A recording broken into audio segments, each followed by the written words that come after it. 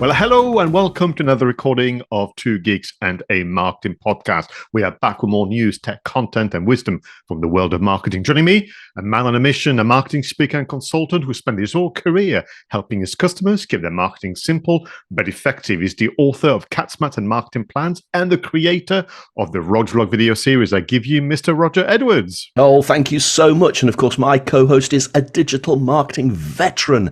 He's a speaker, trainer, and advisor with nearly 3 decades of experience. He enjoys revealing visual storytelling techniques to help you build online campaigns faster. I give you all the way from La France, Monsieur Pascal Fintoni. Well, thank you very much for the introduction. This remains an international production, and thank you to your lovely audience. This is Roger, episode 106. Absolutely, 106. We seem to be flying through the low hundreds now, don't we? We're definitely on a roll. We are, and this is lovely because we're getting some great reaction on social media, but also we've got some new YouTube subscribers. Oh, wow. Yes, according to the dashboard, we've got an extra 19 subscribers in the month of August. I've got some names here for you to say hello to. So we're going to say hello and thank you to the Drive-By Nerve. What a wonderful name. Hello to Natalie, Tranquil Rabies, Mud Crunch 6955, 𝗧𝗵𝗶𝗀, and Jason Hubler. We also, Roger, got some lovely comments because we've been publishing the film marketing reviews as standalone extracts on the channel. So we've got some lovely reaction for the interview with the vampire from 𝗪𝗲𝗲𝗸, but also got 2 suggestions for future film marketing reviews. So 𝗪𝗲𝗶𝗀 is suggesting that there is a TV series, which I've not seen yet, for the interview with the vampire. And they're suggesting that this TV series should get more of a following. It should be, more known, but maybe the marketing campaign let it down. So a suggestion from 𝗪𝗶𝗶𝗀. And finally, from Marchand, I'm going to say this a French way, Marchand 12, who reacted to the Tomorrow War film marketing review we did about a year ago, saying this is a great movie, but look into Live, Die, Repeat. Remember that one with Tom Cruise? That was one of those time loop films, wasn't it? Yes. Where it went round and round. Having said that, maybe it was marketed in this country under a different name, because I don't remember it being called that. It was something like The Edge of Tomorrow, or the It was indeed. So they kept flipping or something. The Edge of Tomorrow. You're right. They kept flipping between the two. It was very confusing. So a suggestion from him, but also what a lovely comment saying, by the way, I think the concept of your channel is great. I never would have put much thought into marketing reviews. This is not my business, but you guys are doing an amazing job. So thank you to Marchand 12. Fantastic. It's really good to get comments like that, isn't it, Pascal? No, absolutely. Because like I said in my reply to him, so, well, we put a lot of work in the research. We put a lot of work in the show notes, the creation, the deliberation and research beforehand. So it's nice that others are noticing. That's really nice. On the subject of research, Roger, it was your turn to choose a film for film and marketing. Indeed, and we are going to review today the film and the marketing of the film, which some people, Pascal, reckon is one of the greatest movies ever made, or at least one of the greatest action movies ever made, and that film is Gladiator. My goodness. Do you know what? Very recently, I added Gladiator on the watch list on Amazon Prime because I want to get back to it. Can't wait to talk about this. If memory serves, this was released in the year 2000. Yep, so it's 23 years old already. My goodness, nearly a quarter of a century. But listen, before we get into film marketing and your selection, we've got a few segments to go through to give you lots of advice and to stimulate your imagination as a marketer. And we're going to begin with In the News. The European Union's Digital Services Act, the DSA, came into force on the 25th of August, a milestone moment in regulating internet giants, and it is designed to keep users safe online and stop the spread of harmful content. Well, listen to this, Roger. Snapchat could be making a comeback. It is so far the fastest growing social media platform, with a 13.4% user growth this year, thanks to features like Stories, Spectacles, Spotlight, Voice Filters, and Bitmoji TV. According to 𝗪𝗲𝗶𝗀, 61% of consumers have followed a recommendation from friends or family, while just 19% say they have made a purchase based on an endorsement from a celebrity influencer. Well, a survey from HubSpot has revealed that while almost 9 in 10 marketing managers see AI as being effective, almost half also perceive a technology skills gap within their teams. A quarter of consumers are worried that AI will negatively impact their shopping experiences, while 91% say they'd rather interact with humans than AI, according to 𝗧𝗵𝗶𝗀𝗍. Hotels.com has hired British film director Edgar Wright to direct a series of TV adverts promoting their new mobile app to the tune of the Humans League, Don't You Want Me? Lollipop brand 𝗧𝗵𝗀𝗀𝗄𝗏 is making its first entry into the online game platform by launching 𝗧𝗵𝗀𝗄𝗏 Skate and Create in partnership with Roblox. One other partnership, Heineken Brazil and 𝗪𝗲𝗶𝘀 Brazil have designed a functioning gaming PC that doubles as a fridge to keep your beers cold as part of Heineken's Not All Night Out Are Out. Goodness me, 𝗧𝗵𝗀𝗀𝗄𝗏 Skate and Create, that's a bit of a mouthful, isn't it? It is a bit. Now, I want to begin actually with the last two bit of news that we've covered, this partnership between the consumer brand and, let's say, tech, although granted, a fridge gaming PC combo is kind of interesting, because I'm seeing more and more now some very, very clear targeting and some very clear location of where a brand and what a brand stands for and who they're going to partner with. So, for example, I'm noticing, thanks to you, as I'm spending more and more time on Fortnite, that Fortnite has become the domain for entertainment. You know, I saw, for example, shout out for 𝗧𝗵𝗶𝗀𝗀, the new Disney Plus TV series. Roblox seems to do a lot with consumer brands. We did a news some months ago about DIY shops as well. And we have Heineken, which is also linked to a lot of entertainment, because Heineken is seen often in the world of movies. And here they are with gamers and PC gamers. It's interesting, isn't it? I did wonder when you started saying this, is it the case that maybe tech brands aren't as good at marketing communications as, say, fast-moving consumer goods companies are, like Heineken and 𝗧𝗵𝗀𝗄𝗏s, and therefore it makes sense that they get into partnership with a FMCG company because they can effectively benefit from that better marketing skill set. But then I thought about it a bit more and thought, well, actually, no, there's a lot of tech people out there doing really good marketing, like the aforementioned Fortnite that you've just mentioned there. So maybe that isn't the case. But yeah, it is interesting. I've noticed it myself that there are a lot more of these tech brands teaming up with FMCG companies to do joint marketing campaigns.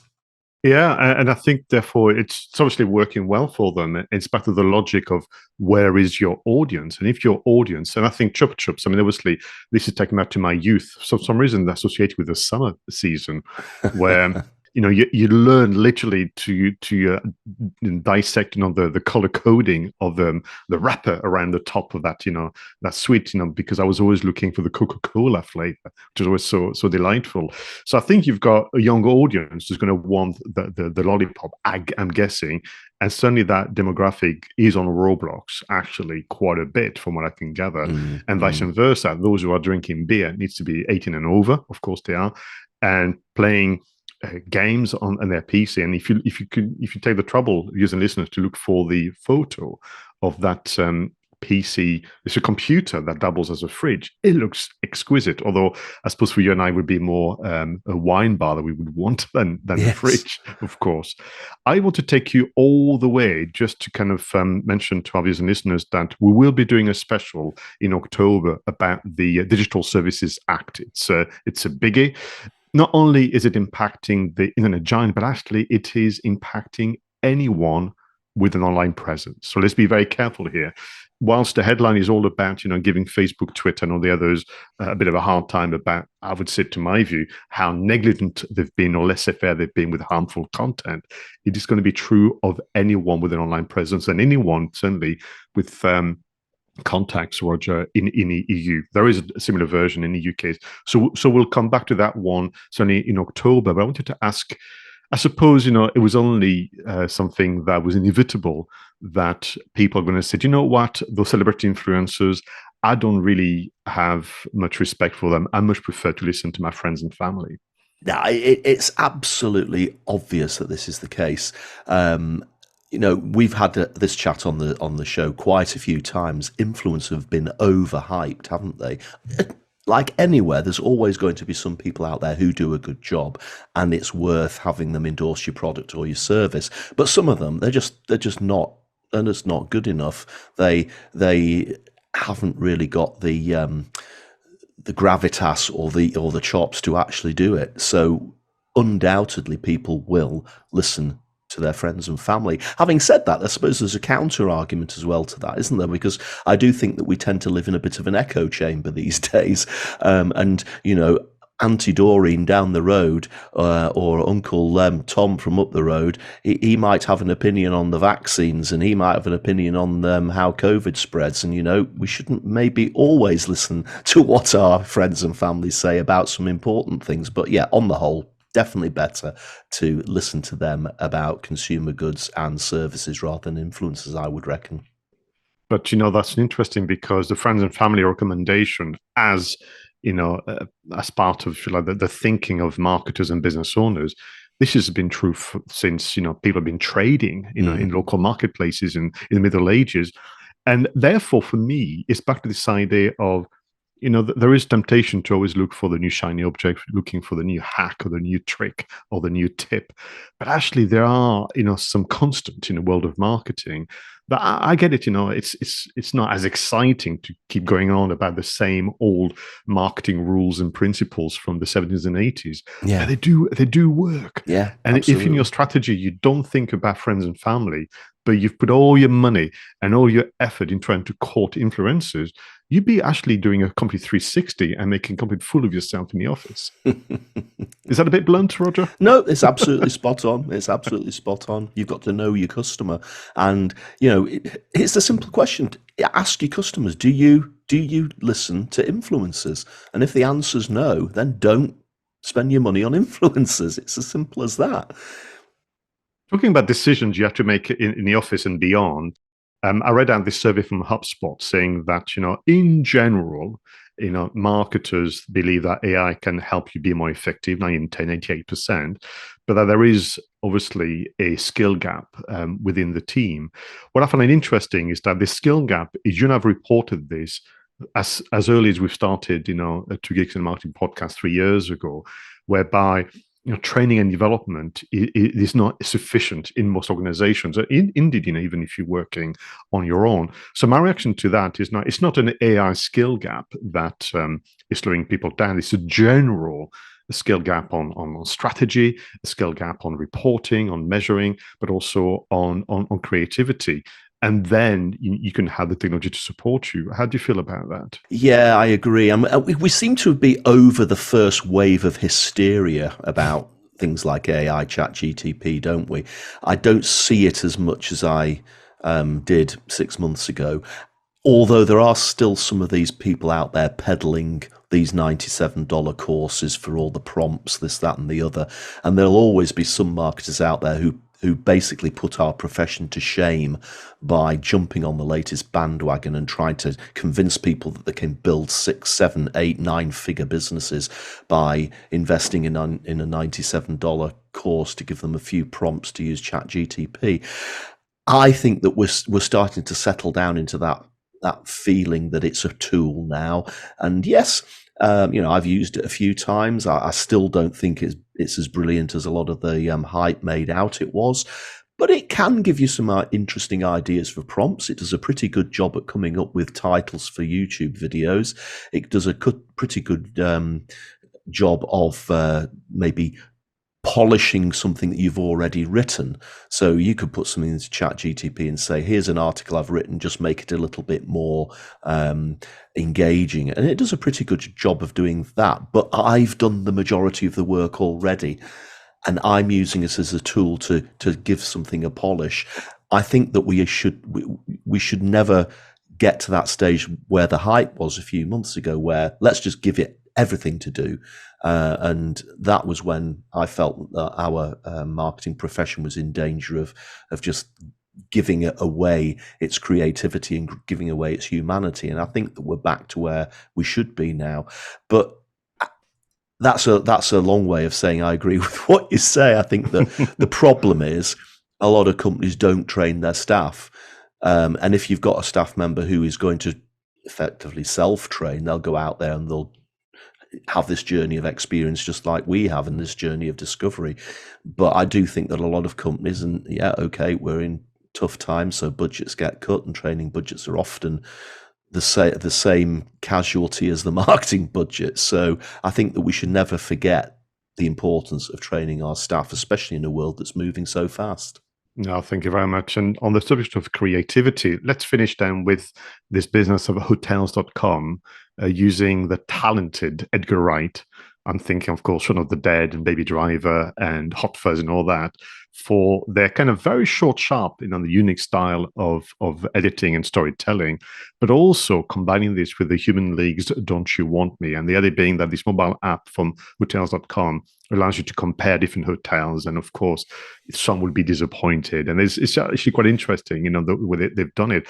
Isn't that fascinating, really, that here we are, people who are trying to find ways to let a machine make the decision on what to do, and then people say, no, we're going to go to where the talents are.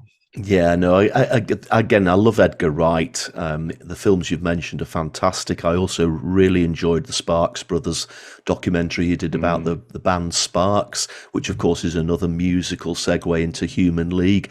Don't You Want Me was a gigantic hit back in the 80s. It was one of the biggest hits at the time, I remember, and it's one of those songs that pretty much everybody knows, no matter how old they are. So this makes absolute sense to me. No, and honestly, it's delightful. You can look for them on YouTube and see the work, both in terms of the visual storytelling, but the way in which they've combined, the words of the song. It's just, what TV adverts should be all about. Now, listen, always a pleasure to get your reaction and views on the recent news, but let's slow things down with our next segment, the Content Spotlights. Now, in this segment of the show, we choose a piece of content, an article, a podcast, a video, an infographic, something that can help us reflect what it means to be a content creator and marketer in today's economy. So, Roger, what is your selection for episode 106? Well, this is a bit of a different one, Pascal. Spend quite a lot of time on YouTube, and I just sort of came across this video. It was suggested to me in my feed. It's probably not the sort of video I would have naturally gone looking for or even thought about, but it's one of these Oxford Union Q&A videos. Now, these are actually quite popular, and the actual Oxford Union YouTube channel has 1.83 million subscribers. So I've got a hell of a long way to go to catch up with them. So these videos are obviously very popular, but this is an interview in the Oxford Union with the actress Natalie Dormer. Now, for those of you who don't know, Natalie Dormer was in Game of Thrones. She played Marjorie Tyrell in Game of Thrones. And also, for people who are fans of historical drama, she also played Anne Boleyn in The Tudors, which is going back about a decade now. But she was very good as Anne Boleyn in The Tudors. And I thought, I'll just watch the introduction to this. And then about an hour and 15 minutes later, I sort of raised my head and thought, wow, that was fantastic. I really enjoyed that. First of all, incredibly engaging actress. And obviously, when you watch a film, you see them portraying the part. So Marjorie Tyrell, Anne Boleyn, etc. This was a real revelation about the actor herself and her actual personality. Very engaging personality, incredible storyteller. She tells quite a lot of stories throughout the interview, and it's worth watching just for her storytelling technique, Pascal. She's just really, really engaging, and you can see in the video from the reaction shots from the audience, they're all leaning forward, really engaged in what she's actually saying. And as you would expect, lots of stories from the production of things like The Tudors and from the production of Game of Thrones, and lots of insights into the production process and the writing process and how they might change dialogue and, things that you never really think about. It reminded me a lot, actually, of our interview with my sister Kate back in episode 100, those sort of insider snippets that you get about about Hollywood that you probably didn't really know. But the thing that fascinated me the most was this conversation they had about what a complete utter balls up the ending of Game of Thrones became, and her opinions on that, having been in the show. It was absolutely fascinating, and of course, As a bit of background, everybody knows Game of Thrones, one of the biggest shows ever made on TV, 8 series, and it is based upon a series of books by George R. R. Martin. And the problem is he hasn't actually finished the series of books yet. And eventually the TV series overtook where he got to in the books. So the creators of the show had to invent the ending. Now, undoubtedly, they had a lot of guidance from George R. R. Martin, but he hasn't actually written the books yet. So they haven't got any dialogue to base those final series on. And I think the general opinion across fandom, across the world, was that the ending of Game of Thrones was just really bad compared to how incredible the build-up had been over the previous series. And she goes into quite a lot of detail on this. And rather than be critical, although she does admit that it was a bit of a fiasco having been in it, but rather than being critical, she actually almost threw it back to the interview and threw it back to the audience and said, well, what would you have done yourself? And then she said, what would happen if somebody gave you Lord of the Rings by Tolkien, the whole series of books, put them down in front of you, and you've never read them before, and then they went and chopped out the final quarter of Lord of the Rings? Do you think that anybody in this room or any scriptwriter in the world would be able to create the ending of Lord of the Rings as Tolkien did without knowing what the story was so far? And she said, I would guarantee that everybody would come up with something inferior to what Tolkien ended up writing. And she says that's exactly what's happened with Game of Thrones. The books were there, and the first few series were based upon the books, and therefore a lot of the dialogue was reflected in the actual script itself. But when you get to that final quarter that's missing, nobody in the world will be able to create something that's going to satisfy everybody, that's going to be as visionary as George R. Martin's actual ending will be if he ever gets around to writing it. And it just made me think that is so, it was so insightful a way of portraying that by saying, compare it to Lord of the Rings and think about what would happen if you didn't know the ending. Could you actually write the ending yourself, having not known any previous knowledge? And it just made me think a lot. But again, maybe one of the things that we make mistakes about in our marketing careers is that sometimes we haven't got the end in sight. We tend to spend a lot of time on short-term things, fighting fires today, tactical things. But you and I keep coming back to this strategic thing. And what is the ending? What would the last quarter of your story be if you were to write it now? And I think a lot of us don't. And that's possibly why we end up stuffing up the ending, or we never get to where we think we wanted to get to. And this interview just made me think of all sorts of things like that, both strategically, both from a filmmaking point of view, from a TV point of view, from a storytelling point of view. So my recommendation is to, when you finish listening to this, and do listen to the rest of the show, and watch the rest of the show, then go and luxuriate in Natalie Dormer's interview, because it really is worth it. This is just amazing, and somehow we managed to include a reference to films now, from the introduction to the in the news to the content spotlights as well. Thank you very much, Roger. But do you know this?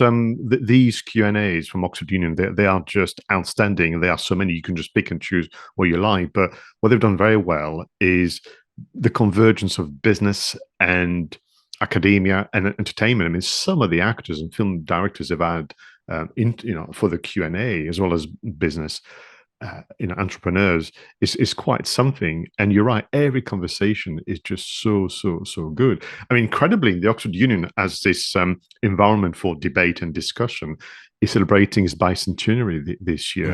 Only because I follow their channel, mostly @AceandThread for film directors and actors and actresses, but the interviews are always very good. And I think you're right, it's very conversational. However, each of the speakers and guests, they bring something very unique. So you're right, it's multi. You can get values from so many different levels listening to this one. But what's interesting as well is you could argue that Natalie Dormer is not the most famous of the actresses who's been on Game of Thrones.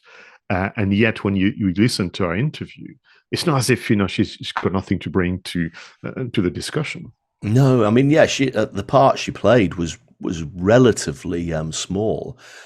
She didn't have many scenes, but it was quite a pivotal theme that was running through. And I mean, she was killed in series 5, I think, in a big explosion at the 𝗧𝗵𝗶𝗀𝗵𝗁. But the implications of some of the things that she did in the script actually played out still in the seasons that followed. Her mother was still alive, and her mother was still plotting, and this, that, and the other. So, yeah, no, absolutely fascinating individual to listen to, and I would definitely look for more stuff that she's. I mean, if she was to do a podcast, I would definitely listen to it.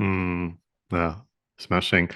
So my selection this week actually was sent to me. This was an email that I received from Beverly, Sherratt, and Joe Cameron, the founders of Launchpad Associates. If you don't know them, they are exceptional advisors, consultants in the world of HR, leadership, and career development. And I received this email, and the title was intriguing to me. It goes as follows: 5 remote work tools to support company culture.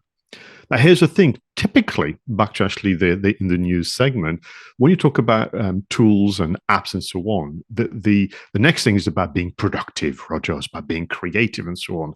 But I thought, supporting company culture. And indeed, when you look at the subtitle of this article, can you create company culture in a company without a physical office? Question mark. So you've got the title, 5 remote work tools to support company culture, and then the question is it possible to achieve the same degree of togetherness and sense of belonging and actually understanding the values of an organization if you don't have a physical office? And this is, of course, addressing the needs and wants of team leaders and managers, but also the workers. The context that they share, this great article that I recommend people to read because it's got stats, it's got quotes from experts as well as a recommendation, suggest that, according to Glassdoor, up to 77% of job seekers now want to know about the culture of an organization, just as much as, the job details and the salaries and so on, making sure that this is a right move for them, literally. And the prediction is that by the end of next year, we could see up to 45% of people working remotely, or as the term goes, hybrid. So this is a challenge, and we have seen in the headlines, I'm sure you have as well, big brands like Amazon and Google saying, no, you must go back to the office. And it's kind of a weird statement to have, because I think that if anything, we've proven that it can work to, on occasion, work remotely. And I think it's kind of where it that management is saying, we just don't know how to do this, perhaps, is a point that Beverly and Joe are mentioning. So the article is split into 5 categories of tools that can support essentially company culture: project management tools, communication tools, calendars and scheduling, collaboration. But the final one is very important: recognition tools. So how do you keep track of someone's contribution, someone's also alignment to the company culture and values, and how do you find ways for them to be rewarded, even if it's just an accolade during a monthly meeting and so on? And so this article, you can read this in one go, but you'll find yourself going back to it. But this is one of those where literally back in the days of fax machine, you could see yourself faxing this to your boss and your other colleagues saying, here's an interesting debate for us to have, because ultimately, if we want to attract the best talent in our industry, we're going to have to do things a little differently. We're going to have to learn to manage things people particularly differently. They're not going to be in the office Monday to Friday, 9 till 5, where we can just hover and pick up essentially good contribution to work, as well as time where they might need some support and some guidance. We've got tools now that can help us do that. But what is interesting for me is back to, it's not just productivity, it's not just creativity, it's actually supporting and adding to company culture. And by the way, as marketers, if we don't understand company culture, our work is made so much harder as well. Yeah, no, this is really good stuff. And yeah, I've seen this. A lot of my friends that are still working in big corporate, there is a bit more of pressure on them to get back into the office. And my view on this is that It's more of a command and control thing than it is about reality. I think there are just that personality style of manager that just likes to have staff in the office so they can keep a beady eye on them, which means that they don't trust their staff to do the work. If you've got staff and you trust them and you give them good goals and good targets, then it shouldn't matter where they work. As long as they get the work done, that should be all you're worried about. Forcing them to go and sit in an office and commute 2 hours in each direction each day is just an ego thing, I've always thought. But this is really interesting, and I did have a skim through the article before we had this conversation, and it's really interesting. I think we could all benefit from these tools, Pascal. No, completely. And I think for me, that back to the last one, which is so close to what Beverly and Joel believes in, that recognition. So that's the danger, isn't it? That as a manager, you will spot things in the office, granted, because of the chat during the coffee break, or just, passing the time of day during the lunch and so on. So what are the ways in which you can still do that and catch those quite significant little elements, and in a way that means that when you have the review, when you have the discussion with your team, you can say, I know I've spotted your contribution. I want to thank you, because saying thank you is just as important as other forms of reward. So, a very important article. But 2 fine selections again for the content spotlights. But I want to suggest, Roger, that we go back in time with our next segment, This Week in History.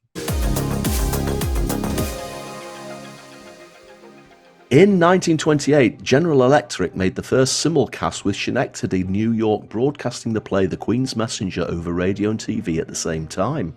Wow. Well, in 1969, Scooby-Doo, Where Are You? By 𝗓𝗏𝗄𝗏 debuted on CBS in the US, and it aired for 2 seasons until the end of October 1970.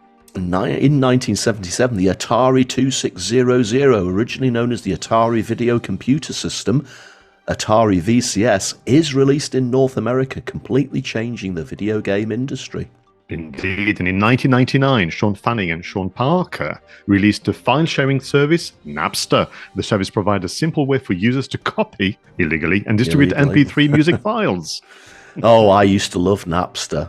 In the days before iTunes and in the days before digital downloads, was a lot of us were on Napster getting our favourite albums downloaded.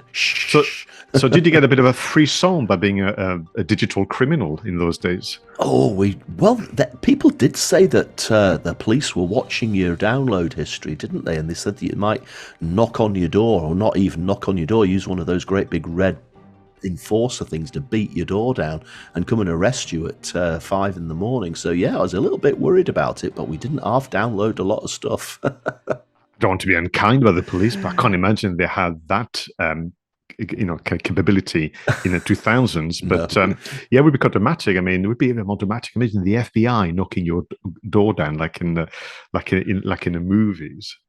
Absolutely right. And going back to 1969, Scooby-Doo. Do you know one of the things that always amazes me about the series that Hanna-Barbera put out? So we've obviously got Scooby-Doo, which we're talking about. Other ones I can remember, Josie and the Pussycats. I can remember Top Cat, or Boss Cat as it was known in the UK. And there was It's the Wolf, there was Penelope Pitstop, there was Wacky Races, all these cartoons that a lot of us grew up with. The thing that staggers me is that most of them only ran for 1 or 2 seasons of maybe between 13 and 22 episodes. And we just must have kept watching the same ones over and over again because they always seemed to be on for years and years and years. And yet they only made 1 or 2 series. But for those of you who might get this as a pub quiz question, apparently the name Scooby-Doo originally came from a Frank Sinatra song. The song where he goes, "Dooby dooby doo." They heard that and added the sk at the beginning, and there you go, Scooby, Scooby-Doo. But it was a cracking song as well, wasn't it? Scooby, Scooby-Doo, where are you? We've got some work to do now. Absolutely classic stuff. The stories were absolutely compelling. You had literally an ensemble cast as well. You liked all the characters with all little character traits and the idiosyncrasies. Of course, Scooby-Doo.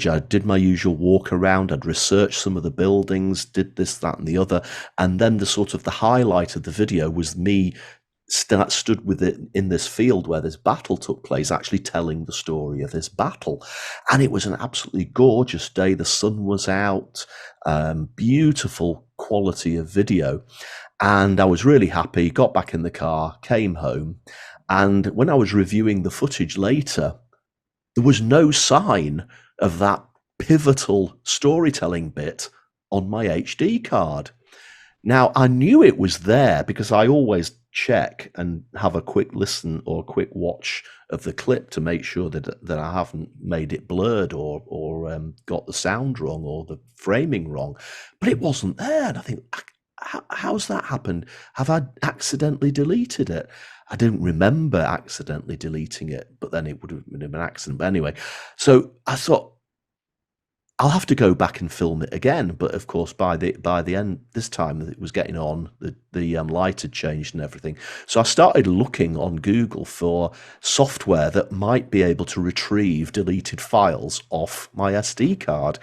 And I came across two. The first was called Stellar Data Recovery Professional, and the second one's called Wondershare Recover It. Now, I tried both of them. I started with Stellar Data Recovery Professional, and actually I was quite amazed by how many files it managed to find on this SD card, some of which I deleted over 18 months ago, Pascal. Wow, so it definitely works. It definitely works. But there was no sign of this file that I'd actually recorded literally that afternoon. So I tried this other one, Wondershare Recover It, and indeed Wondershare Recover It managed to find even more, which was staggering. But still, no sign of this actual file. Now, Wondershare Recover It actually came up with pretty much every video that I shot in Tenerife last year that has been deleted off the SD card for 12 months. So I was actually staggered by how it managed to recover these files, but no sign of the one that I wanted. So the upshot of it is I didn't buy either of these pieces of software because they couldn't actually find the piece of footage that I wanted. And there's a slight criticism with both of these. They both play the same game. There's a lot of the use of the word free on their website. Free download, free this, free that. Now, of course, you do download the software for free, and it does scan your SD card for free. Then it gives you the thumbnails of all the files that you've had deleted. And when you try to recover them, bang, that's when they hit you with the payment screen. And even the most basic version was something like $69 or $67. So in the end, I didn't end up paying. But I think that their wording on their website could be a little less clickbaity, because everybody's going in thinking, oh, I'm going to get a free trial here. But actually, no, they're going to tell you what files you want, and then they're going to make you pay for them. They don't even let you do one or two as a test, which I think is a bit naff. So the upshot of it was, Pascal, is the following day I had to go back to 𝗧𝗵𝗲 or 𝗖𝗪𝗂𝗃 and reshoot that key pivotal scene. The good news is the weather was just as good, the light was just as good, and I managed to stand in exactly the same place and probably did a better second take in the end anyway. But it was interesting that it led me to these file recovery softwares. No, absolutely. And it's happened to all of us. Thank you very much. And delighted, not only that you managed to record it, but that the weather condition was the same, because within a millisecond of you saying you went back for a second shot, the filmmaker in me went, oh, God, I hope that the continuity is going to be just right. Were you wearing the same clothes? Oh, yeah, absolutely. Same clothes, same hat. And I got the same sort of framing and everything. And I guess you'll probably be able to tell the difference. I think the sky was slightly less blue the second day, but I did do some color correction in Premiere Pro to try and make it look the same. Can't wait to see the results. So for me, this is actually the result of an interesting conversation I've had with clients where, of course, people are doing more things internally, and they are still using the services of graphic designers, video editors, copywriters, and so on. But occasionally, you have to move a bit faster, or it makes sense to do it in line. So I was doing a bit of coaching on how to organize your online workspace, Roger, so you know that all too well. Your filing system, everything has to be done in such a way that you don't waste time looking for the file, so long as it's not been deleted, the file that you need because the naming has been correct, because the hierarchy of your folders from the sound files, from the video, from the media assets, and so on. And this is when I discovered that they didn't have a lot of what I would call media assets and additional kind of content for themselves, whether you use Canva or Premiere Pro or even Wondershare, who offer editing software, you have to have up your sleeve, as you do, your lower thirds, your animations, your closing, opening credits, and that kind of things. So actually, at the same time, which has been interesting right now with my inbox, received an email from a company I didn't know, so I don't know where they got my email address, but all is forgiven, because actually they provide a very good service for free and chargeable copyright-free assets, music, visual effects, 3D animations, graphics, and more. And they have a lovely name of Production Crate. So, and it's what it is. So you open your kind of wooden crate and you find things inside. That's kind of the imagery that comes to mind, and it's very well organized. There's a plethora of video and media assets for your next project. You can try the free elements, and of course, the chargeable one, which takes you to 4K and more, are better, or could be what you're looking for. But they have a membership system, very much like the Envato elements that you know as well, that could be worth your while as an organization.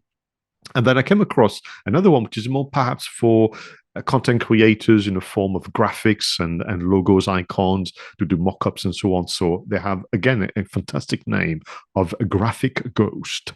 So you go on graphicghost.com, and there you have free and premium illustrations, logos, vectors, icons, more that type of web-based experience, and mock-ups and more. So I think for me, the message is, get yourself ready. Have around you your digital assistant, by all means, the video editors, the AI, and so on. But you have to plan in advance. And that's probably the message that you shared already. Look ahead a bit more and start to compile and gather, what you will need for the future, not the day of the when the job is needed. Oh, this is really good. I mean, I, as you know, have looked at quite a lot of these things, like the aforementioned Envato elements. Motion Bro do a really good collection of things that you can use, visual effects, graphics, templates, and that sort of thing. But always on the lookout for new things, because let's face it, it's a bit like using something like Epidemic Sound. I'll go through Epidemic Sound, I'll pick a piece of music for a video, and I'll upload that video, and then I'm watching some other YouTuber, and oh my goodness, they use the same music as I do. So sometimes it's worth spreading your wings a little bit further out so you can find something that's just a little bit different. Well, that's excellent. Roger Edwards, viewers and listeners, we have reached the last segment of Two Geeks and a Marketing podcast, film marketing, just after this. We're going back to the year 2000, and probably what is still to this day the greatest historical action movie of all times, Gladiator. Let's watch the trailer.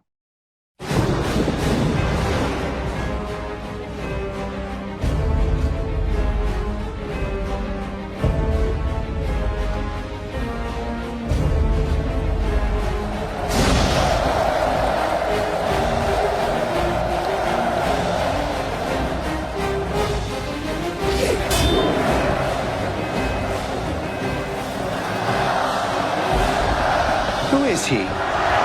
Will you remove your helmet and tell me your name? My name is Gladiator. Father to a murdered son, husband to a murdered wife, and I will have my vengeance. Today I saw a slave become more powerful than the Emperor of Rome. They said you were a giant. I shall cheer for you.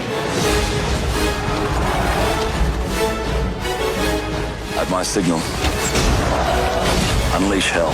Am I not merciful? What we do in life echoes in eternity.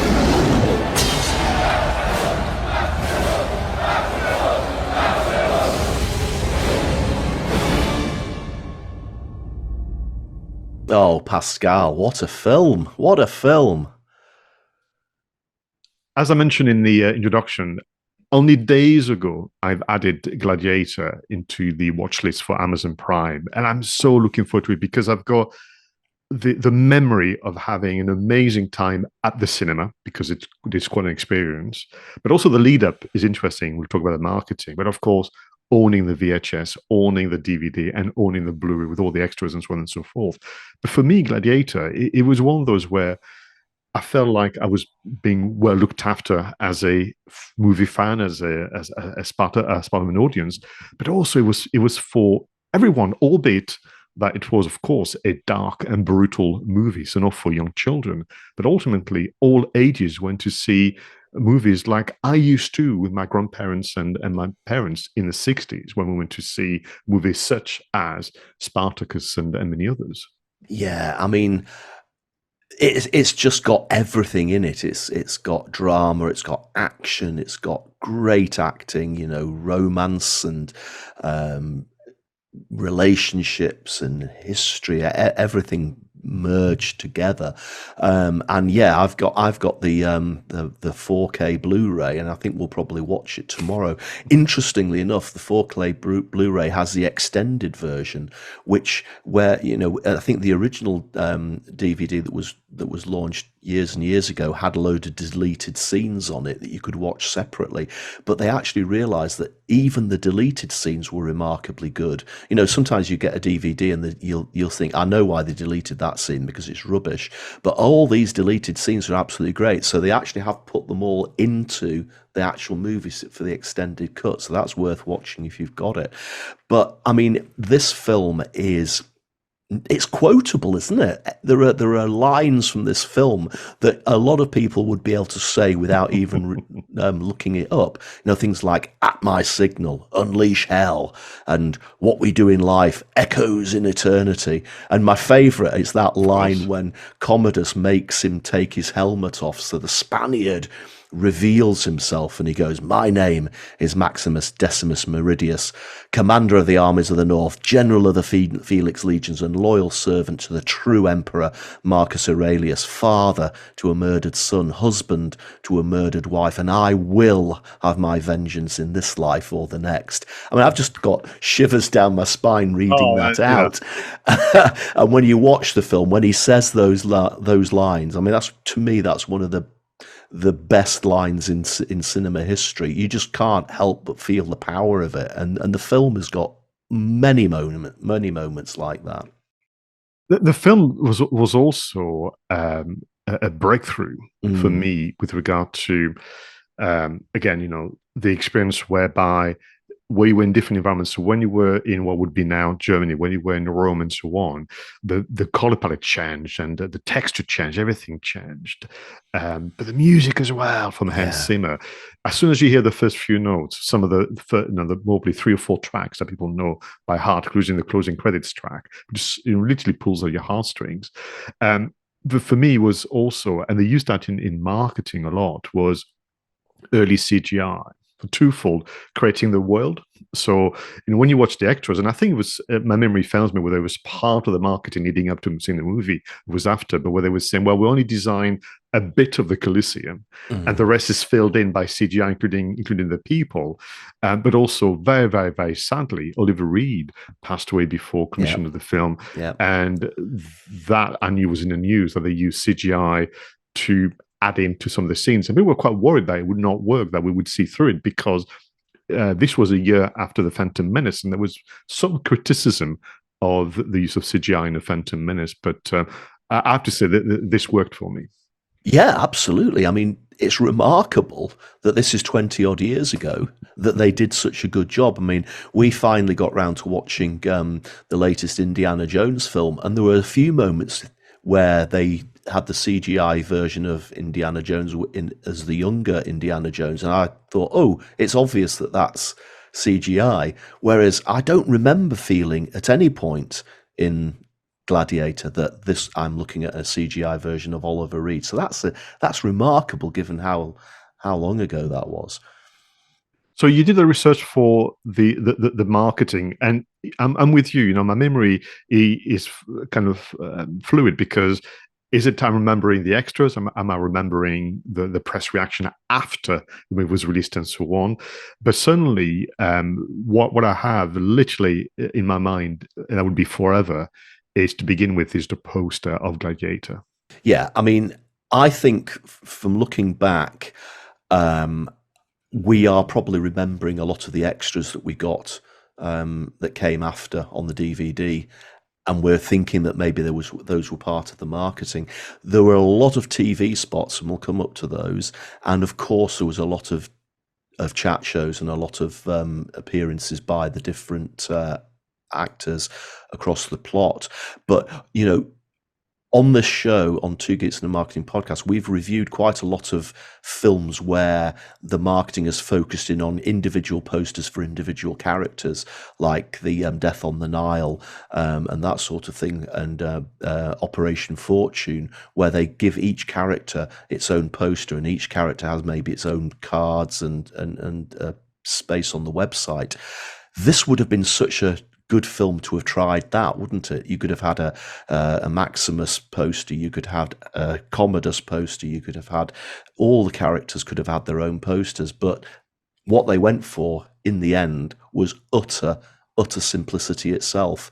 Just one very striking picture of Russell Crowe holding a sword with the background of the sort of the walls of the Colosseum behind him, and that's pretty much it. But even in that image, you get a feeling for what the film's about and the power of the film and the storytelling, etc. Even if you look deeper at the breastplate that he has on his armor with the horses and the trees and the angel, it gives you a lot of insight into parts of the story. But to me, that is simplicity personified, that poster. What is lovely about the poster is they've gone for the geotones, it's almost like sepia looking, to convey the feeling about the dirt, the sun, everything else like that. Actually, that takes me back to some of the negative reviews. There are a handful where people say, "Oh, this movie is too dark," and they meant in terms of tone, as in it's too dark, it's brutal and whatever. But also some of the imagery is too dark, and I couldn't see what was happening. I'm thinking perhaps we've not seen the same movie whatsoever. Yeah. Granted, it's dark within journey because it's early morning. Well, what are you going to do about it? So I think there was some element where people were a bit purist about criticizing Gladiator, saying, "Well, no, but Spartacus was better," or that the good old days of 60s and 70s movies. I said, well, which each generation and each kind of the evolution of cinema, and with each storyteller, we must be allowed to revisit historical events, where that combines fiction and facts, of course. And I don't think Gladiator is a bad movie. I don't think it's certainly so dark that you can't see, what the scenes are all about. No, and it was massive success as well. It earned 34.8 million in its opening weekend. Absolutely incredible. And it was up against some pretty stiff competition: Scream 3, Air Force One, Interview with a Vampire, which we've also spoken about on the show. And interestingly enough, even though the marketing wasn't as deep maybe as I think I remembered it, there was definitely a lot of word of mouth going on here. Now, obviously, at the time, Russell Crowe was a pretty... he had a lot of sex appeal, didn't he? He was rugged. He had that incredible personality and that presence. And apparently, word of mouth was one of the ways that the female audience for this film built up. Women went to see it, and it increased. The longer the film was out, the more women went to see it, purely because of Russell Crowe's charisma and obviously the way he looked in the film. I think that's important because, when you take the marketing view, you look at audiences, segmentations and targeting and so on. And it's understandable people could say, no, it's a fighting film. It's a film that people killing each other, in an arena. Why would I want to see that? But actually, Gladiator is so much more than that. And people know this now. And that's why it's been voted by so many kind of magazines and movie channels as one of the top films of all times. What I thought was interesting to reflecting 23 years later was, if you look closely at the poster, there is a reference to a website, gladiator-thefilm.com, which I was able to rediscover thanks to the Wayback Machine, this great platform where you can enter URL, and I'm guessing they can find copies of websites on someone's server. And when you look at the website, and we might even put a hyperlink in the show notes, Roger, honestly, it's so nostalgic because It's a Flash website. Oh, yes, in Yes. these weather days. You can watch a trailer, but it's a quick time player. So if you were probably on the PC, you can see a lot of it. But more importantly, however, for 2000, it's an interactive website. So you are given options. You could go and become a gladiator and earn virtue points to discover more insight into the film, or you can go straight into production and you can go into the arena and discover more about the life of gladiators. So there's something educational, and so it goes on. So a lot of thought actually for this website. I can tell you that certainly the website was accompanied with banner ads. Remember those days of the banner ads on websites like Yahoo or even any news websites? And you can tell that design skills have moved on quite a bit since 2000. So again, you look at those, it's quite charming and really quite delightful to see the evolution. But the principle of using banner adverts targeting film audiences by showcasing particular elements of the film and having a full interactive website. And you and I've said this time and time again on this show, it is a mystery to me why you would not want to have, gladiator-thefilm.com still live for you and I and the fans to continue to visit. No, it's absolutely right. I guess that at the time they just didn't think that the future generations would be interested in it. What they also did, I mean, maybe this was instead of doing the character posters, which I think they could have done for this film, they did a whole series of TV spots, Pascal. I've found at least 20 on YouTube. I didn't include the links to all of them. I've just chosen one of my favorites, which I've put in the show notes. But 20 TV spots of about 30 seconds each. I guess each one focuses more on a specific character or more likely on a specific piece of dialogue. Now, one of the things I wanted us to talk about today is because this film is now generally regarded as one of the greatest movies of all time, one of the greatest action movies of all time, one of the greatest historical epic films ever made. And as you say, it's in that league of films like Spartacus and Quo Vadis and the Fall of the Roman Empire, is that they are going to make a sequel. Now, I'm a little bit worried about this, Pascal, because the bar is already about as high as it can possibly get, Yes. And how on earth can the film live up, the sequel film live up to the original? And let's face it, 20 years have gone by now. And secondly, how on earth are you going to market that film knowing the shadow that it's sitting in, cast by the original film? Now, in fairness, they've been discussing a sequel for over 20 years. I think in the early days, there was even talk of Russell Crowe coming back as Maximus, and they were thinking of different ways of having him resurrected. There was even a sort of religious, could he be resurrected in the same way as Jesus was?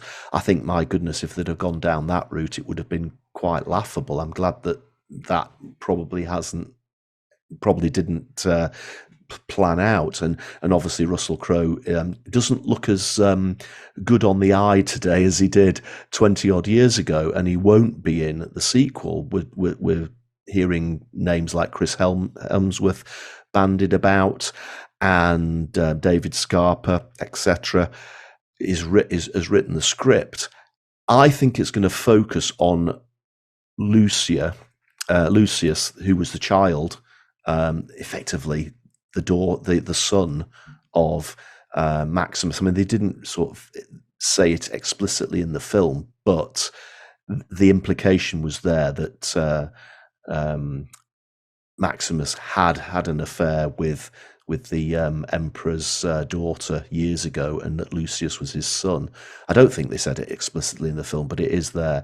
And I think that the new film will focus on his story about how he rises to become whatever, the gladiator, the emperor.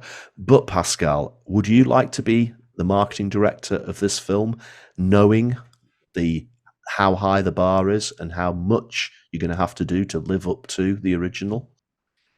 Certainly, if I was given the job, I would be nervous, it would be trepidation, but also because of the history of sequels. Let's be honest with you, they are few and far between. I mean, we've reviewed quite a few on this show, but also I think the only one that we agreed worked was Mad Max Fury Road. All the others, we talked about Blade Runner 2049 and all the others, who found actually the marketing was pretty good, but unfortunately the audience just didn't have an appetite for it, and I think that's it, isn't it? If you take it back to black and white Cartesian way of thinking about sales and marketing, do we have interest for such a product? I don't know. Personally, I do not, and that's going to be, as blunt as that. Do we have, however, the means to create something amazing? Yes, they do.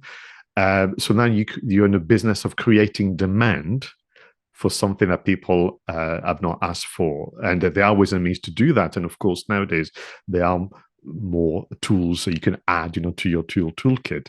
But I think it's a tough one because the formula that you mentioned, which was Russell Crowe, as a lead in, plus all the supporting cast, you had the novelty factor of this was gigantic. This was, a vast movie. It was an incredible experience, at the cinema. You had the early days of CGI. All this is behind us now.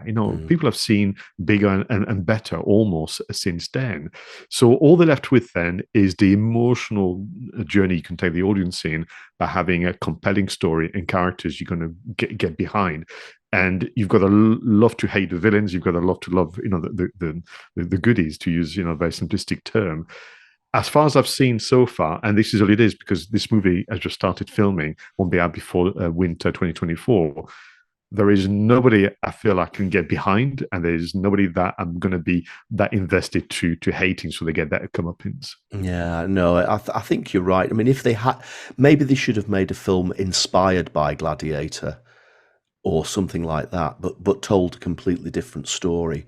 But making it a sequel seems to me that they're setting themselves up for people to be disappointed, and I think that would be a shame, because it will have an effect on the legacy of the original Gladiator. If they stuff up the sequel, then it will be associated with the greatest film of all time, perhaps, and I don't really want that negative connotation to happen. No, and listen, Roger and I, we want, to be clear to our listeners, we want them to do well. We want to see another historical adventure that's going to really be so exciting and thrilling and so on. But I'm still recovering from a disappointment of the Star Wars sequels. Understand that. So, I can't cope with the second one of my beloved, kind of movies.